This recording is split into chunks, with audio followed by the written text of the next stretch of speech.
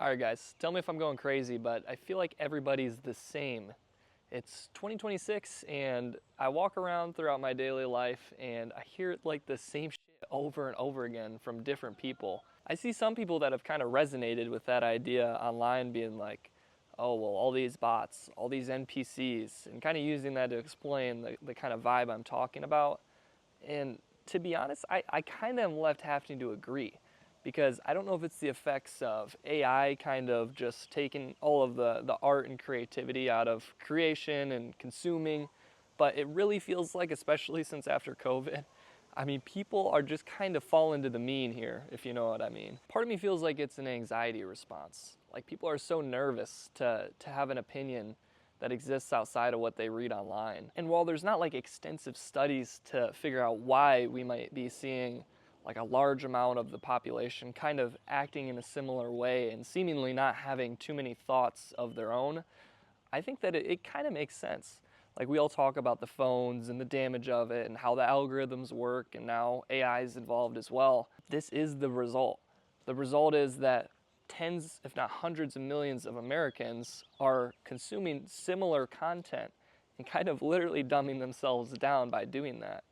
They're all watching. It's really short form media that does it. The short form stuff is terrible for you. And I think it really starts with my initial kind of change surrounding the internet, if that makes sense. You know, when I was 13 or 14 years old, I kind of fell into that red pill SJW destroying side of YouTube. And you know, for the next few years, that was kind of like what I was interested in, and that was what I resonated with. And I made jokes surrounding that at school, and the other guys that had watched that, they understood the jokes. I think it was simpler back then. I think like 2016 through 2020, like the internet was a lot different, and there wasn't so many rabbit holes you could fall down.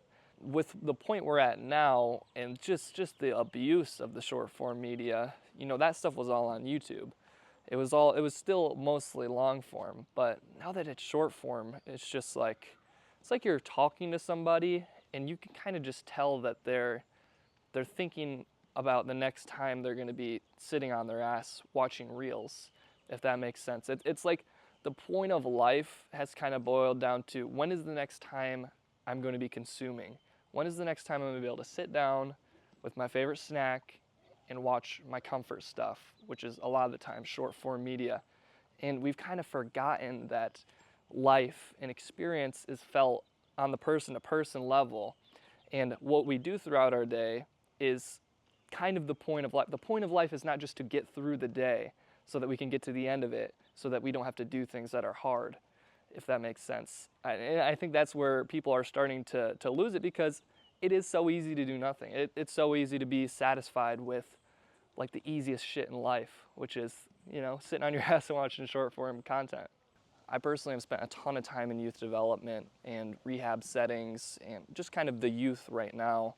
And I think anyone working in that kind of environment will tell you that it's slowly transitioning from, you know, drugs and alcohol and parental fights to screens. And it's all really dependent on screens, which I'm not gonna say is like worse than hard drugs or something, but in my opinion, they're on the same level of damage to a kid. And it's because they start so young. Kids, 8-year-old kids across the country 20 years ago weren't getting into drugs, but 8-year-old kids across the country today are getting into something that has the same psychological effects as drugs in its level of addiction. It's kind of like pathway into harder drugs, you know, which would be more like disturbing content online that would have equally damaging effects to your brain chemistry from a young age. One kid in particular really made me kind of fully think about this point and put it into words. Now, granted, this kid was neurodivergent, and neurodivergent kids are way more heavily affected by this than neurotypical kids. You got to think about it this way. You know, they're kind of already isolated socially from the people around them, and they're kind of confused almost as to why they're ostracized, and then to cope with that, they find a community that they're accepted in. So normally that looks like some kind of online community, and that could range from things that are rather innocent, I'd say like Roblox or something, although Roblox is not as innocent as you might think, all the way to stuff that's a lot more damaging, like maybe more specific porn, gore, weird niche sexual things. I think the examples are endless, really. And when this person, this neurodivergent person in this example, kind of feels that sense of community, then it becomes their whole world, because neurodivergent people kind of work around fixations, which is really only amplified by the internet and all these specific points. So anyway, to return to this specific example of this kid, he had gotten really into Cannibal Corpse.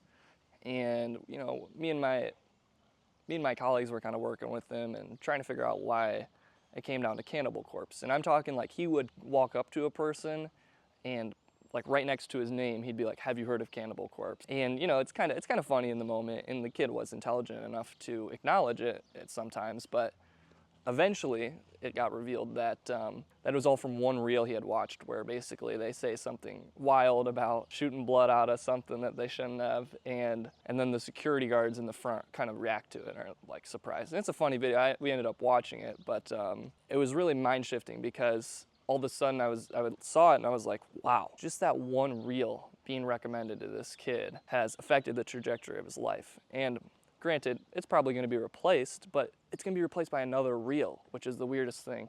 And then once you're in that kind of set of reels, all of a sudden you're kind of going down the rabbit hole, and it's kind of like a drug then, because then you become more and more radical towards the thing that you're experiencing until you're very isolated from what's actually around you. And that's really one of the bigger things that I think of when I'm talking about this subject. Is it seems like a defense mechanism against the lack of community in real life. Rather than be uncomfortable and put themselves out there, kids can just as easily join online communities without really having to put in the work. And that's not to diss on kids necessarily, we all did it. It's more saying that it's the easy way out, to do it online, because every human needs to feel that sense of connection, but the way we do it is kind of based on what the person is willing to put in and how far they're willing to put themselves out there. And then once a kid does kind of start to experience this huge array of information, all of a sudden their thoughts and opinions are very different from each other inherently, which makes it even harder to connect when they do have opportunities in real life. I think about a kid in like the 80s or the 90s, or really any time before short form media, and interests were a lot more similar and boiled down. A kid might like sports, a kid might like computers, like math, like these kind of like broad overarching things that are easier to just instantly form a connection on. But while they may be easier to form a connection on, it's not the same connection. And it's kind of hard to find like a study on this necessarily, but there's inherent differences in being connected to a community and feeling belonging through a screen rather than in person. So now kids are coming to school and they've got a really broad range of interests. What's also happened is now there's a lack of really interest in learning things outside of what they're comfortable with, which really only increases the level of isolation I'm talking about. Kids' attention spans are so fried. I mean, they can't even begin to even feel the urge to learn what someone else is saying and to try to relate with it or ask an extra question. It's super disappointing for kids and how we failed them. And it's really an indictment on the parents. I mean, I become so frustrated when I see people making fun of these kids for being iPad kids or acting out because they can't control their emotions. Like, you understand that that's not the kid's fault, right? Like, that you can't actually put that on the kid. If any of these adults, when they were kids, were handed what I personally would equate to a hard drug, they're going to take it and they're going to continue to do it. And they're going to freak out when it's taken from them, just like any addiction. So if you're a person that thinks that way and you're like, oh man, kids are so annoying, like, have you seen them now? They're so fucked. They can't even read. Like, who are we really making fun of? We're making fun of this child for essentially having their life ruined from the beginning, or are we going to try to empower them? I don't even know how to begin to fix these widespread problems, but I know that it doesn't start with making fun of them. I think I've talked a lot about kids, but this really goes way beyond kids. When you think about it, the amount of people whose whole opinions about huge topics are based on a few reels. When I say that, I think of the older generation, like, I feel like the two most affected generations are the baby boomers and Generation Alpha from screens. You see it with boomers all the time. I mean, I do think we can make fun of boomers rather than Gen Alpha, but just being, it's a joke that they're so duped by like a simple AI meme, or falling into these political rabbit holes based off of just junk information and short engagement baiting shorts that like any of us would look at as an educated user of the internet as like, well, I mean, essentially they're just getting scammed out of their own time, but they can't really differentiate it, which I think it's kind of interesting that the people that were the oldest and wisest at the time of the creation of technology and stuff have the hardest time deciphering it and actually almost seem inept to it and are kind of unaware of like the social like I feel like I see them using it in like social circumstances that normal people wouldn't. But I cite these two examples because what I'm seeing in the broader world and what I've seen people talk about is kind of just like the boiling down of thoughts and opinions, and people kind of become like what a meme or something would say, like an NPC or a bot. I think it's kind of rude to just throw that around and act like I'm superior because I have different thoughts and I don't fit into an exact mold. But I also do think that because of the widespread screens, you know, people that are in the same algorithms, they're going to end up being similar. Over multiple years of this, they're going to end up being the same. And I feel like that's kind of why we're experiencing this in America, and especially as kind of just like someone who's awake and present and intelligent to some extent. I'm able to see and kind of relate it back to these screens and kind of see through it myself and not fall into it. Because basically what we've done is we've taken the nuance out of opinions. It's kind of all boiled down to who can package it and sell it correctly. Kind of put all these stats and reports and studies into one fluid argument, and then you're convinced.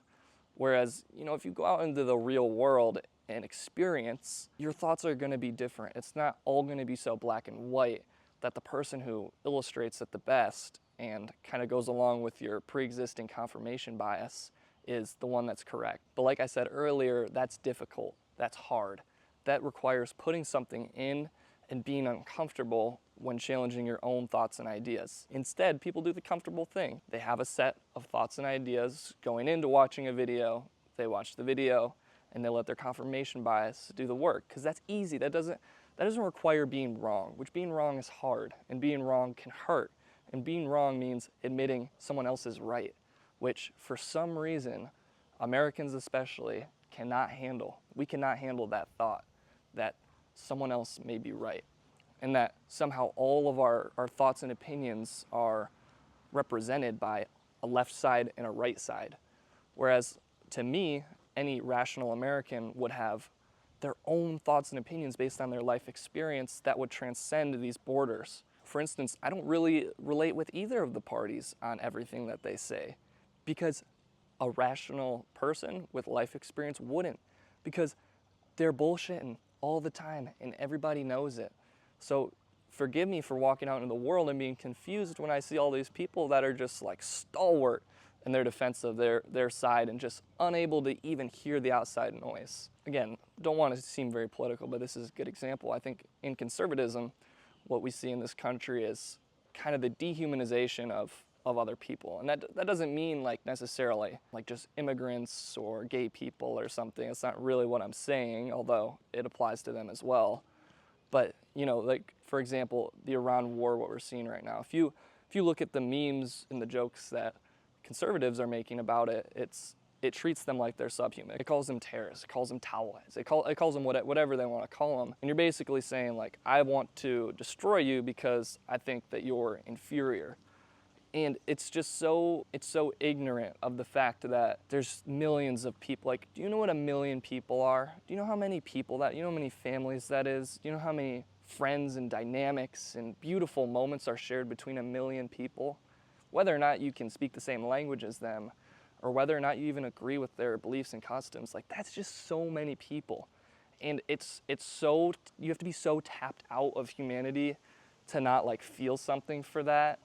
And the internet does a perfect job of instilling that feeling in everyday Americans. And just so it doesn't seem unfair, I'll do it for the left too.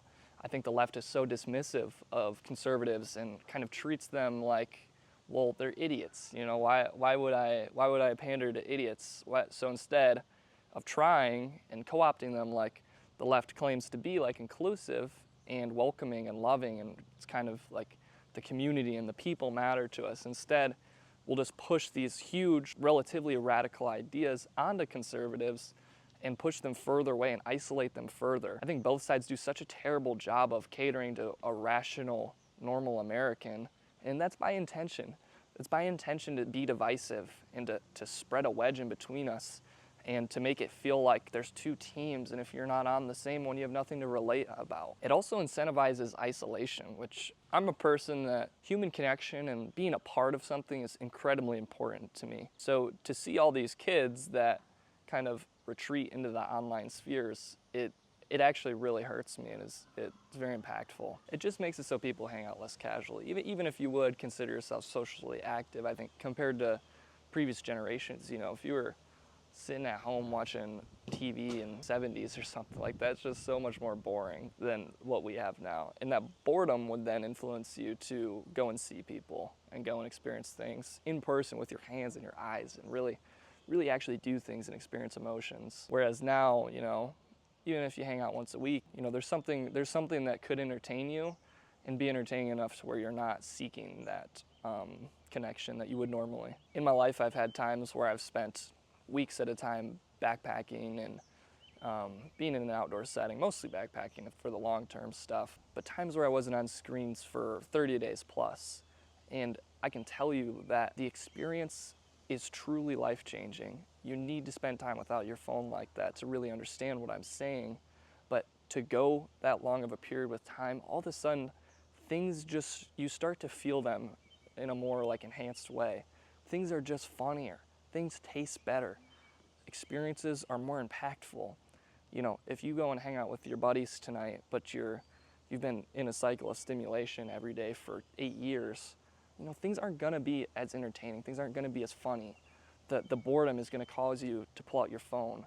There's going to be little moments where your moment of connection is gonna be completely altered by all this time without it. So you need to spend a consistent period of time feeling that connection to really understand what I'm talking about. And those of you that have, I mean, it doesn't have to be throwing away your phone and walking around barefoot like I'm talking about, but those of you who have experienced life without the screens, it's a huge difference. And I'm not even just in the boring mom way of you need to get off your screen. In a serious, completely human, visceral way, like you actually need to stop. And you know, it is hard because we're essentially like a social experiment. Everyone on the planet right now, we're all living at this super pivotal and weird time where technology has taken over. And even from my early childhood in the 2000s and 2010s and stuff, like even then was completely different than what the last, 6 years has felt like. So what I'm trying to say is it's like it's almost like cigarettes. That'll be the comparison I make. Cigarettes kind of come to the scene and take over very quickly because it's like, well, this is the best thing ever. My doctor's telling me it's good for me, and it makes me feel good all day, and everybody else is doing it. It's kind of a gray area where we don't fully understand the negative effects. We know it's bad, and that's probably where it differs. I think at the start people didn't know cigarettes were bad, but we know that the screens are bad, but it's kind of in an intangible way and in a way that isn't going to affect us like lung cancer or something. You know, people are telling me my attention span's messed up and I'm lacking connection, but that's not affecting me day to day necessarily, and it does, but I mean people don't feel it like that. So right now we might even be at somewhat of a pinnacle of the screens because people are kind of starting to wake up to how damaging it is and starting to realize that they've sacrificed a lot of things. So my hope would be that people in their 20s to 30s and people that are lucky enough to have kind of grown up in what I would consider like a prime area of technology where we could build a relationship with it without it taking over our whole lives. We can kind of start to take our own lives back because it's a really powerful thing to be able to do that. And a lot of guys in Generation Alpha, guys and girls obviously, and the boomers, they might be screwed like that. It might be very difficult. It might take something incredibly radical to change their opinions and to rewire their brains, really. So I think my main takeaways for this video, if you're watching this, which I hope you are, this is my second video here on the Tree Kisser channel. A lot more to come, but my encouragement would be to be so open to things. Be so open because there's no other way to live.